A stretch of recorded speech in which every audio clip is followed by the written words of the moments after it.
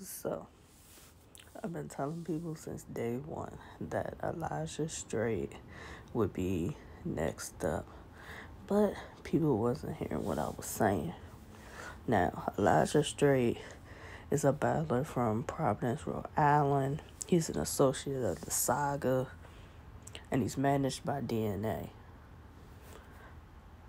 So, first time I saw Elijah Strait battle was when he battled Voice the Poet on Overflow Rap League, which is a Christian battle league, which I believe is ran by the Saga. And I was like, okay, Elijah Strait is on to something. Then I believe the next time I saw him battle was when he battled on Gates of the Garden. And I'm like, okay, he's good.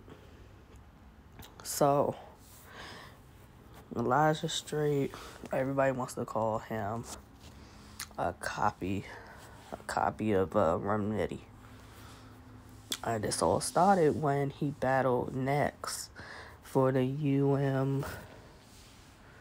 UM4, as far as Ultimate Madness 4. That's when it all started. Now, we all know Next won far as the tournament to go on. But a lot of people felt as though Elijah Strait won the battle. And if we're going based off of his URL record on the app, he's 3-2 on the app. So I'm gonna assume Elijah Strait's wins are DG the Piranha, Night the Poet, Next. Those will be his wins. And his losses will be against Ace Amin for Band, which was a one-rounder recently.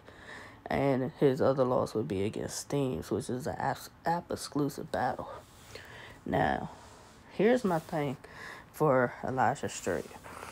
He's always been a good puncher. But I've always said, if he doesn't pace well, and not stumble, he's not gonna get far. And he's been kind of stumbling and fumbling through his performances, which have made it that he hasn't had great performances. And I say this all the time, that you could have a great pen, but it doesn't matter if it's overshadowed by you stumbling and fumbling the whole battle, though. So, DNA just put a card together with URL called the Outside Card. And he had Elijah Strait battle Don Marino on the card. Now, mind you, Don Marino is also managed by DNA. Now, if you saw the face-off of them going back and forth, they were getting at one another. So, from how it sounds and the updates I'm seeing, Elijah Strait beat Don Marino. And everything I've been saying, Elijah Strait said basically himself in an interview, I believe, for 15 Minutes of Fame, that he got the writing down. He just got to get his pacing together, which I think everybody can agree with. So I'm like, okay, he had a good performance with Don. He won. What would be some good battles for him to take? And I got four choices. I got Klutz, which is one of the guys out the Crucible. He has a really good pen.